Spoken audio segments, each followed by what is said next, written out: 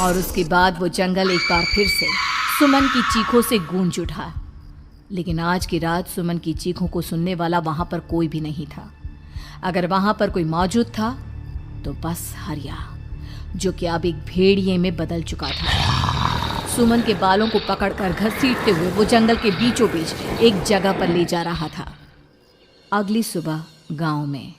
अरे भाई, पता नहीं क्या बात है, अपने गांव का हरिया किसान और उसकी पत्नी सुमन दोनों गायब हैं। दोनों का कोई अता पता नहीं। अरे कैसी बातें कर रहे हो भाई, ये कब हुआ है? अरे पूरे गांव में खबर फैली पड़ी है। कल रात को दोनों खेत की तरफ जा रहे थे, लेकिन लौटकर आए ही नहीं। तो हो सकता है अपने खेत पर होंगे। पूरा गांव ढूंढ कर आया है भाई। जानते हो क्या मिला वहां पर? क्या हुआ भाई, क्या मिला? बताओ हमें, क्या मिला? अरे हरिया की पत्नी सुमन के कपड़े पड़े हुए थे।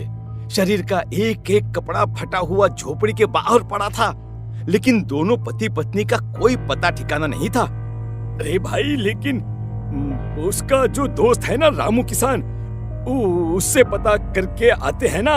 अब तक तो दोनों साथ ही खेत पर जाया करते थे। हाँ, हमें उसके घर जाना चाहिए भाई। चलो वहाँ चलते हैं, चलो। वो सारे लोग रामू के घर पर पहुंचते हैं। रामू अपने घर के बाहर बैठकर हुक्का पी रहा था। आज सारे के सारे लोग टोली बनाकर मेरे घर क्यों आ रहे हैं? क्या कोई मर गया क्या भाई? अरे कैसी बातें कर रहे हो? तुम्हारा सबसे अच्छा दोस्त हरिया और उसकी पत्नी गायब है और तुम यहाँ बैठकर हुक्का पिए जा रहे हो हैं?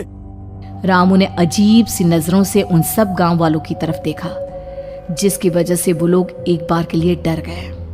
गायब है? अरे गायब नहीं है, मुक्ति मिल गई है। उन दोनों को मुक्ति मिली है। इस दुनिया में आकर हर इंसान पाप करता है और उसे उसके पापों के लिए मुक्ति मिलना बहुत जरूरी है। अरे ये कैसी बहकी बहकी बातें कर रहे हो भाई, हैं? और इसका चेहरा अजीब सा क्यों लग रहा है? लगता है दोस्त के मरने का गम बैठ गया है। पागल हो गया है शायद ये पागल। ये बात सुनते ही रामू चीख कर जोर से चिल्लाते हुए कहता है, पागल मैं नहीं हूँ, पागल तुम सब हो। और ये शैतानी जंगल अब तुम में से किसी को नहीं छोड़ने वाला, सबको खा जाएगा। याद रखना मेरी बात। शैतानी जंगल? कैसा शैतानी जंगल? लगता है रामू पागल हो चुका है। हमें यहाँ से चलना चाहिए भाई। चलो। तभी रामू की पत्नी बाहर आती है। नहीं, आप लोग इनकी बात का बुरा मत मानिए। 2 दिन पहले हरिया के साथ खेत पर गए थे। जब से वहाँ से आए हैं तब से ऐसी ही बातें कर रहे हैं। भगवान जाने ऐसा क्या देख लिया उन्होंने, खेत में कुछ भी बड़बड़ाते रहते हैं। लेकिन गांव के लोगों ने कमला की कोई बात नहीं सुनी और वो सब वहां से चले गए। रात अब धीरे धीरे ढलने लगी थी। तभी अचानक किसी ने धीमी सी आवाज में रामू को पुकारा। रामू, आ जाओ, मैं तुम्हारा इंतजार कर रहा हूँ। और सुनो, अपनी पत्नी को साथ लेकर आना, नहीं तो काम अधूरा रह जाएगा। ये आवाज सुनते ही रामू के चेहरे पर शैतानी मुस्कुराहट आ जाती है। वो धीमे कदमों से अपने घर के अंदर आता है। क्या हुआ? तबीयत ठीक है ना अब आपकी?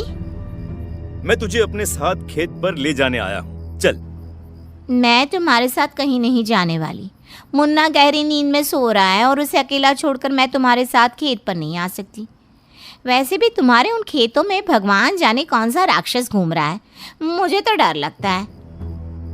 रामू गुस्से में दांत पीसता अपनी झोपड़ी से बाहर आ जाता है और कमला गहरी नींद में अपने बच्चे के साथ सो जाती है। तभी अचानक रात को रामू की झोपड़ी के ऊपर एक साया वही गाना गुनगुनाते हुए घूमने लगता है जो हरिया के मोबाइल में बजा करता था। मैं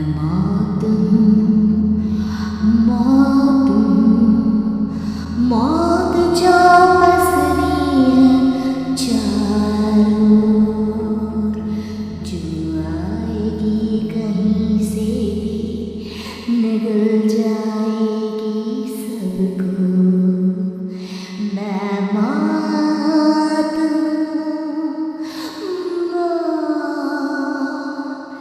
अब मैं छोड़ूंगी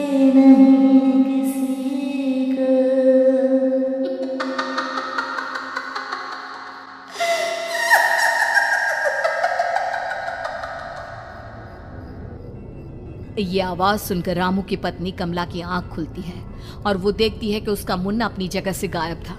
कमला चीखते हुए बाहर दौड़ कर आती है। वहां पर उसने देखा कि रामू ने अपने बच्चे को झोपड़ी के बाहर एक पेड़ से उल्टा लटकाया हुआ था और उसका बच्चा चीख चीख कर रो रहा था। वहीं दूसरी तरफ एक साया बच्चे के ठीक नीचे आग जलाकर उसके चारों तरफ हैवानों की तरफ नाच रहा था। छोड़ दो मेरे बच्चे को। अरे क्या कर रहे हो तुम? शर्म नहीं आती तुम्हें? अपने ही बच्चे को इस तरह मौत के हवाले करते हुए। अपना बच्चा? किसने कहा ये मेरा बच्चा है? अरे ये तो उस रामू की औलाद है, इस गांव के किसान रामू की, और मेरी दुश्मनी इस गांव के हर इंसान के साथ है। क्या? कैसी बात कर रहे हो तुम? और ये औरत कौन है? ये मेरे बच्चे को खा जाएगी। तभी अचानक से उस साया ने एक बेहद खतरनाक दिखने वाली औरत का रूप ले लिया और उसकी आंखों से आग निकल रही थी। सही पहचाना तूने। मैं तेरे बच्चे को खा जाऊंगी। अगर तू अपनी इस हैवान पति रामू के साथ जंगल नहीं आई, तो मैं तेरे बच्चे को खा जाऊंगी। लेकिन क्यों? आखिर क्या चाहते हो तुम मुझसे? मुझे जंगल क्यों ले जाना चाहती हो? औरत बुरी तरह से ठहाके मार मार कर जोर जोर से हंसने लगी और साथ में रामू भी। ये तो तुझे वहाँ चलने के बाद ही पता चलेगा ना। अगर तू नहीं आई तो थोड़ी देर में तेरा ये बच्चा आग में जलकर मर जाएगा। चल जल्दी। नहीं, मेरे बच्चे को छोड़ दो। तुम जहाँ कहोगे मैं तुम्हारे साथ चलने के लिए तैयार हूँ। और उसके बाद उस बच्चे को झोपड़ी में लिटाकर आगे आगे वो साया चल रहा था और उसके पीछे पीछे रामू अपनी पत्नी के बाल पकड़कर उसे घसीटते हुए जंगल की तरफ ले गया। जंगल में जाने के बाद, कितनी खूबसूरत हो तुम। आज की रात बस तुम और मैं एक दूसरे के साथ रहेंगे। मुझे तुमसे बहुत डर लग रहा है। तुम्हें क्या हो गया है? तुम तो बिल्कुल ठीक थे। वो होगा जो हमारे बीच होना चाहिए। तो आओ अपने आप को मेरे हवाले कर दो। कमला ने डर की वजह से अपनी दोनों आंखें कसकर बंद कर ली थी। रामू ने बुरी तरह से चीख कर कमला से कहा, आंखें खोलो अपनी और मेरी तरफ देखो। कमला ने जैसे ही अपनी आंखें खोली उसने देखा कि रामू एक खतरनाक खूनी हैवान में बदल चुका था। कौन हो तुम? जाने दो मुझे। क्या चाहते हो मुझसे? वही जो एक आदमी एक औरत से चाहता है। मैं तुम्हारा पति रामू नहीं, बल्कि इस जंगल का एक भेड़िया हूँ, और आज की रात तुम्हारे खून से अपनी प्यास बुझा जाऊं। और उसके बाद वो जंगल कमला की दर्दनाक चीखों से गूंज उठा। अगली सुबह कमला के कपड़े भी जंगल में उसी तरह पाए गए जैसे कि सुमन के पाए गए थे। इस घटना के बाद पूरे गांव में दहशत का माहौल था। अपने माँ बाप की मौत और गांव में हो रहे इस तरह की घटनाओं की खबर सुनकर किशन शहर से गांव लौट आया था। अपने माँ बाप की बेदर्द मौत की वजह से वो बहुत परेशान था। तभी अचानक उसे अपने घर में खाट के नीचे पड़ा हुआ वो मोबाइल फोन मिला जो उसने अपने पापा हरिया को गिफ्ट किया था। अरे कितने प्यार से पापा के लिए मोबाइल फोन लेकर आया था। इसे एक दिन भी काम में नहीं ले पाए। और आखिर कौन है जो गांव में इस तरह की हत्याएं कर रहा है? क्या है इन सब के पीछे? क्या है? मुझे पता करना ही होगा, वरना एक दिन पूरा का पूरा गांव खाली हो जाएगा। इस गांव में एक भी जिंदा इंसान नहीं बचेगा। गांव के लोगों की मदद करने के इरादे से किशन अपने गांव से दूर एक दूसरे गांव में बहुत बड़े तांत्रिक के पास मिलने के लिए गया। तांत्रिक बाबा, अब आप ही कुछ उपाय बता सकते हैं। भगवान जाने हमारे गांव को किसकी नजर लग गई है। नजर नहीं लगी है, किसी ने तुम्हारे गांव को बद्दुआ दी है। किसी सताई हुई आत्मा का प्रकोप है और अब वो पूरे गांव में किसी को नहीं छोड़ेगी जब तक उसकी आत्मा को शांति नहीं मिल जाती। अरे लेकिन ऐसा कौन है बाबा? किसकी आत्मा है और कैसे मिलेगी उसे शांति?